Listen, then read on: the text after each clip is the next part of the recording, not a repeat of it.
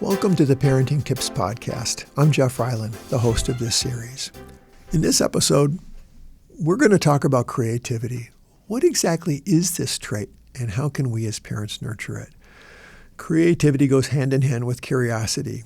You will even find some overlap in what you can do as a parent to nurture both curiosity and creativity in your child. Another word that is commonly associated with creativity is imagination. And it's pretty easy to think about creativity and imagination being the same thing. And while they are similar, there are some differences. First, imagination is a fairly invisible process. It involves our thoughts. We can conjure up thoughts about building snow castles in the middle of summer. Imagination does not require immediate use of any sensory input. We can just make it up from the thoughts in our mind. Creativity is the physical expression of our imagination. If we imagine something and then build it or write it down or act it out, we are engaging in the process of being creative. Creativity is an important skill for children to develop for several reasons. First, it allows us to express how we see things in the world in different ways. Let's call it self-expression. Second, creativity allows us to experiment with how we see things by looking at something from a different point of view and to consider how to problem solve differently because of this. And third, creativity is an outward expression of our imagination.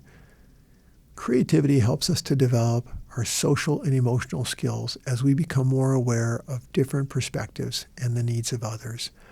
The really good news is that while some individuals may be gifted in certain arts or talents, the skills related to creativity can be learned with exposure, modeling, and practice by every child. Let's get started in exploring ways that you can help your child to enhance their creativity.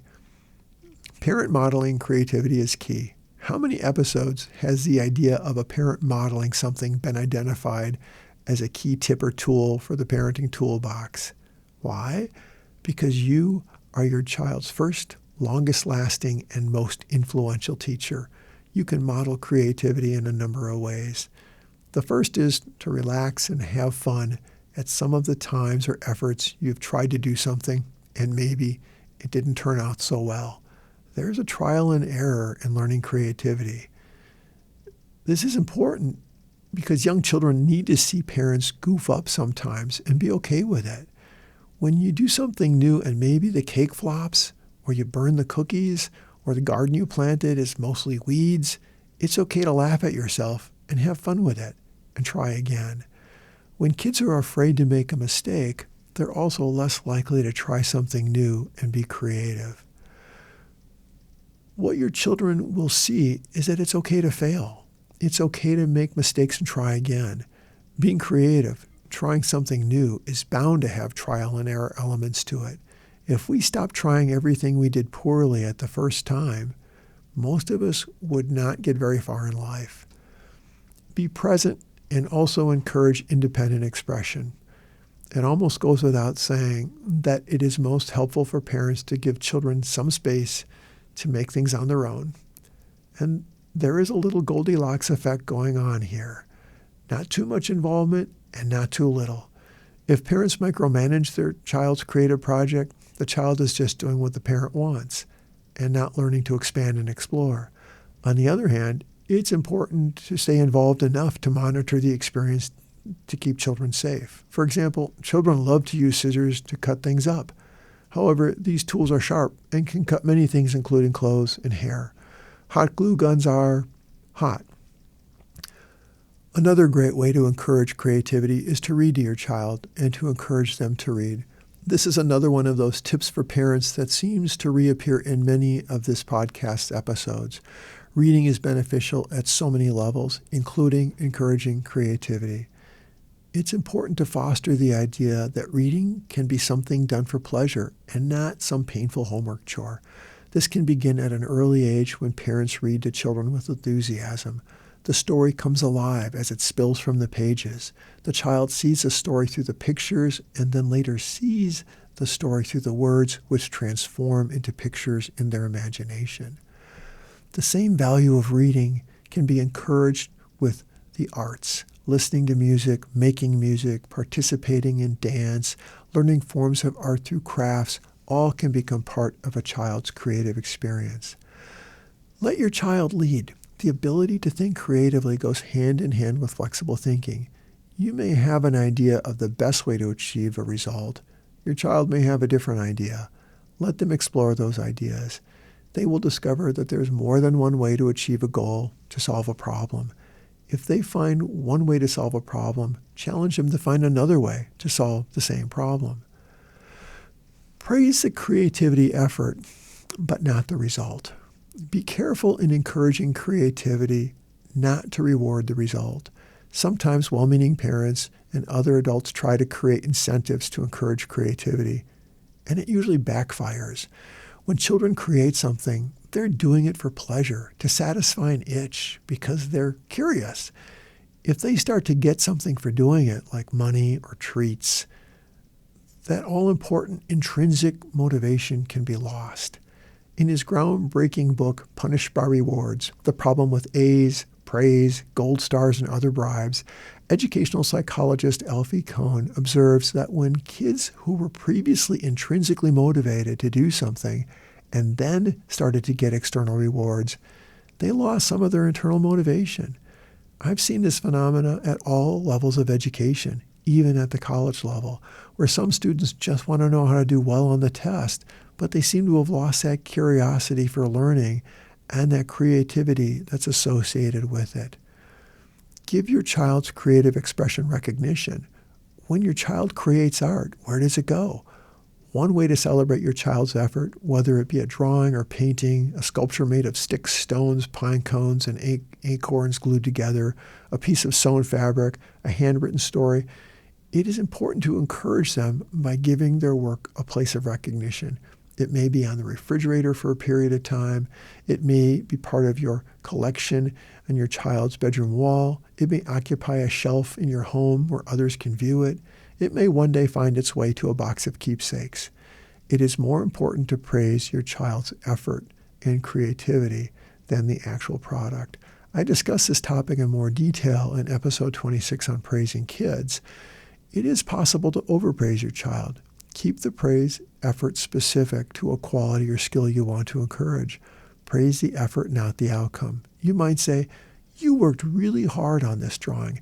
Tell me more about the detail over in this corner. Can you tell me what's happening there?" This is far more helpful for the child than telling them, "That's a great drawing." Look for opportunities for hands-on projects using simple materials for your child to nurture their creativity. What do you have available in your home that may get you started? Toilet paper rolls, tape, paper, glue, construction paper, paper clips, old magazine pictures, crayons, scraps of old or worn clothing, random nuts and bolts, marbles and string can supplement what you might pick up at a craft supply store. One of my favorite memories as a parent was watching our 3 children create adventures with a cardboard box or boxes. We obtained 3 stove-sized boxes from a local appliance store. After removing staples, we reinforced the corners with duct tape. The kids designed where they wanted the doors and windows. Each box had a front and back door. The boxes were easily folded up and stored when not in use. Some days, they would create separate little cottages in the forest. Other days, they would connect the boxes to allow passing through the doors from one to the other. Those connected boxes became submarines, ships at sea, spaceships, and forts. The cardboard boxes lasted 3 years for both indoor and outdoor play. Most homes don't have a craft room.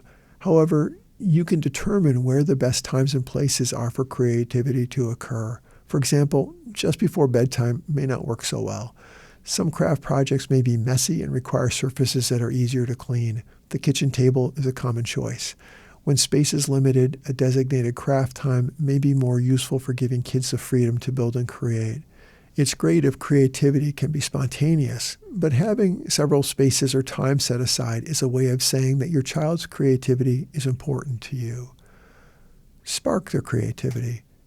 It's okay to find objects or make up challenges to get your child started in creating something. You might provide the materials and give simple instructions about what they might do with their materials and glue or tape. Sometimes a picture or a story can become the source of inspiration. Again, ask open-ended questions about what they've created. Whether it's a story, a sculpture, a song, a drawing, ask questions about the project before you rush in to praise them for it. What made you think of creating this? If you had to give this creation a name or title, what would you call it? What can it do? What was the easiest or the hardest part of this project for you? Where did you start when you began? Tell me more about this area of the project. Reduce screen time. One of the biggest killers of creativity is excessive screen time. Each year, scientific research on the impact of excessive screen time uncovers more and more troubling signs about how too much screen time negatively affects children's social, emotional, and cognitive development. By limiting screen time, you are creating more space for creativity to occur. To be certain, technology can be very useful for children, enhancing their creativity. There are very good music, drawing, painting, writing, and other apps for creating that are available.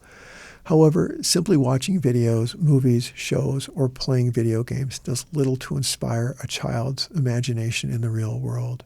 Kids do better when creating with real things in real time. A little bit of screen time goes a long way. Everything in moderation. Please check out the screen time guidelines and reduction strategies in episodes 12, 13, 14, 15, and 16 of the Parenting Tips podcast. We've just discussed a bunch of ways that you can encourage your child's creativity. In summary, model your own creativity, trials, errors, and failures. Use humor. Be present and also encourage independent expression. Read to your child and encourage them to read. Encourage them to explore the arts. Let your child lead. Use simple household materials for hands-on projects. Praise the creativity effort, not the result. Determine where the best times and places are for creativity in your house.